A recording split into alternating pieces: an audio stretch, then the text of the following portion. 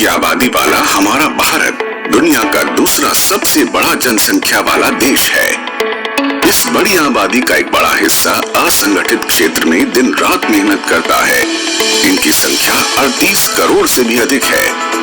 ये असंगठित श्रमिक मनरेगा कामगार, प्रवासी श्रमिक, street vendor, mid day meal श्रमिक, सिर पर बोझ ढोने वाले, ईंट भट्टा मजदूर, कचरा उठाने वाले, घरेलू कामगार, धोबी, रिक्शा चालक, भूमिहीन और खेतीहर मजदूर, निर्माण, बीड़ी, हथकरघा मजदूर और आशा एवं आंगनबाड़ी कार्यकर्ता आदि हैं। यानी देश अर्थव्यवस्था की एक बड़े हिस्से की जिम्मेदारी इनके कंधों पर है, जिसे ये पूरी कुशलता के साथ निभा रहे हैं। हमें इस बात का गर्व है कि हम एक आर्थिक महाशक्ति बनने जा रहे हैं और इस मकाम को हासिल करने में इनका बहुत बड़ा योगदान है। इनके इस योगदान को देखते हुए सरकार असंगठित क्षेत्र में काम करने वाले श्रमिकों का एक डेटाबेस बना रही है। श्रम और रोजगार मंत्रालय ने NIC की मदद से एक राष्ट्रीय पोर्टल के जरिए इस डेटाबेस को एकीकृत करने का बीड़ा उठाया है। इस पोर्टल पर असंगठित क्षेत्र के श्रमिकों का रजिस्ट्रेशन किया जा रहा है और उन्हें ई-श्रम कार्ड दिया जा रहा है। इसके लिए श्रम और रोजगार मंत्रालय एवं CSC के बीच एक समझौता हुआ है, जिसके तहत CSC इस डेटाबेस को समृद्ध बनाने में मदद करेगी। CSC के 4 लाख से भी ज्यादा सेंटर्स पूरे देश की डिजिटल डिवाइड की खाई को कम कर रहे हैं। भारत सरकार के कई तरह की सेवाओं को आप विहीन जनता तक पहुंचाने में अपना महत्वपूर्ण योगदान दे रहे हैं। इसके तहत आप असंगठित क्षेत्र के श्रमिकों को मंत्रालय की ई-श्रम पोर्टल पर रजिस्ट्रेशन करवाने में मदद कर सकते हैं। श्रमिकों का पंजीकरण करने से पहले आपको 3 बातों का विशेष ध्यान रखना है। पहला, पंजीकरण करवाने वाले श्रमिक की उम्र 16 साल से ऊपर और 59 साल के नीचे होनी चाहिए। दूसरा, श्रमिक इनकम टैक्स का भुगतान नहीं करता हो।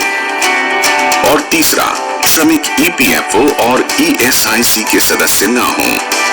अगर श्रमिक ये सभी शर्तें पूरी करते हों तो आप उनका रजिस्ट्रेशन कर सकते हैं। इसकी शुरुआत करते हुए सबसे पहले आप CSC के डिजिटल सेवा पोर्टल पर जाएं। लॉगिन करके वहां ई-श्रम सर्विस सर्च करें। यहां आप ई-श्रम के पेज पर रजिस्ट्रेशन थ्रू CSC डिजिटल सेवा पर क्लिक करें। इससे आप अपनी ई-श्रम के डैशबोर्ड पर आ जाएंगे। यहाँ आपको अब तक हुए रजिस्ट्रेशन की पूरी समरी दिखाई देगी। अब श्रमिक को रजिस्ट्रेशन करने के लिए न्यू UW को चुनें। श्रमिक से उनका मोबाइल नंबर पूछें, कैप्चा कोड भरें। अब श्रमिक से पूछें कि क्या वो EPFO या ESIC के सदस्य हैं। उसी अनुसार यहाँ दिए गए विकल्प को चुनें। श्रमिक के न कहने पर ही यहाँ नो ऑप्शन को चुनें। इसके बाद सेंड OTP पर क्लिक करें। श्रमिक के मोबाइल पर एक OTP आएगा, उसे भरकर वैलिडेट करें। वैलिडेट करते ही श्रमिक का आधार नंबर पूछा जाएगा। आप श्रमिक से उनका आधार नंबर लेकर उनकी आधार संख्या भरें। eKYC के लिए आप श्रमिक की फिंगरप्रिंट, आंखों की आइरिस या फिर OTP में से किसी भी एक विकल्प को चुनकर सबमिट करें। यहाँ मान लेते हैं कि आप फिंगरप्रिंट का विकल्प चुनते हैं, तो अब आपको अपने स्कैनर पर श्रमिक की फिंगरप्रिंट लेनी होगी। श्रमिक की फिंगरप्रिंट मैच होते ही आप उसे वैलिडेट करें। इससे आधार में पहले से दर्ज सभी जरूरी बेसिक जानकारी का डेटा अपने आप सिंक हो जाएगा। आपकी स्क्रीन पर श्रमिक की आधार eKYC संबंधी जानकारी दिखाई देगी। इसके बाद इस प्रोसेस के 5 चरण हैं जिन्हें आपको फॉलो करना है। इसमें सबसे पहला पर्सनल इंफॉर्मेशन है। पर्सनल इंफॉर्मेशन पर क्लिक करें और श्रमिक से पूछते हुए सभी जानकारी भरते चलें। सेव एंड कंटिन्यू पर क्लिक करें। इससे आप दूसरे चरण यानी एड्रेस पेज पर पहुंच जाएंगे। यहाँ आप श्रमिक का स्थायी और वर्तमान पता भरें। सेव एंड कंटिन्यू पर क्लिक करें। इससे आप तीसरे यानी एजुकेशन और इनकम संबंधी जानकारी वाले पेज पर आ जाएंगे। यहाँ आप श्रमिक की शैक्षणिक योग्यता और मासिक आय का विवरण श्रमिक से पूछकर भरें।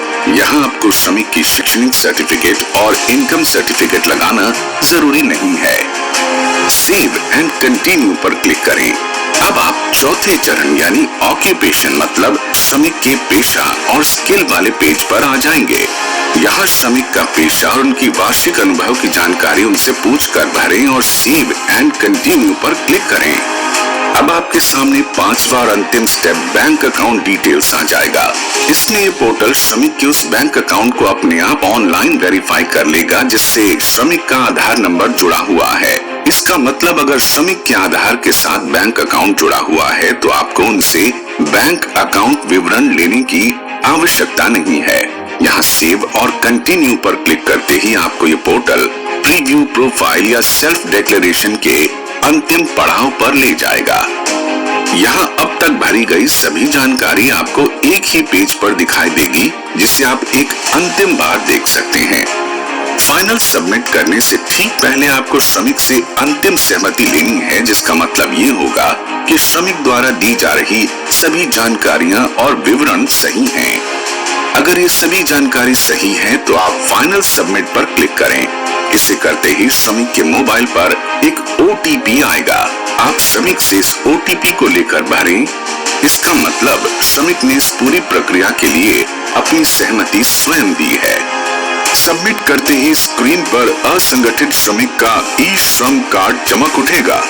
आप इस ई-श्रम कार्ड की प्रिंट निकालकर तत्काल श्रमिक को दे दें। इस ई-श्रम कार्ड पर श्रमिक का नाम, उनके पिता का नाम, श्रमिक की जन्म तिथि, जेंडर, व्यवसाय, वर्तमान पता, मोबाइल नंबर और 12 अंकों का खास ई-श्रम नंबर दिखाई देगा। इस पूरी प्रक्रिया में आप श्रमिक संबंधी जानकारी सावधानी पूर्वक भरें। डेटा की एंट्री करने के दौरान किसी भी प्रकार की जल्दबाजी या लापरवाही न करें। आप श्रमिक को ये जरूर बताएं कि ये पूरी सुविधा और ई-श्रम कार्ड एकदम मुफ्त है। साथ ही इस ई-श्रम कार्ड के साथ श्रमिक को 1 साल तक के लिए PM सुरक्षा बीमा योजना का लाभ बिना किसी अतिरिक्त खर्च के मिलेगा। प्रत्येक रजिस्ट्रेशन के लिए श्रम एवं रोजगार मंत्रालय CSC SPV को 20 रुपए देगा। आप VLE बंधुओं को आपकी पारिश्रमिक आपके CSC वॉलेट में मिलेगी। अगर आप VLE बंधु स्वयं भी रजिस्ट्रेशन की सभी शर्तें पूरी करते हो तो आप अपना रजिस्ट्रेशन ई-श्रम पोर्टल पर कर सकते हैं। रजिस्ट्रेशन संबंधी किसी भी तरह की जानकारी, पूछताछ या फीडबैक के लिए आप CSC SPV को ईमेल कर सकते हैं।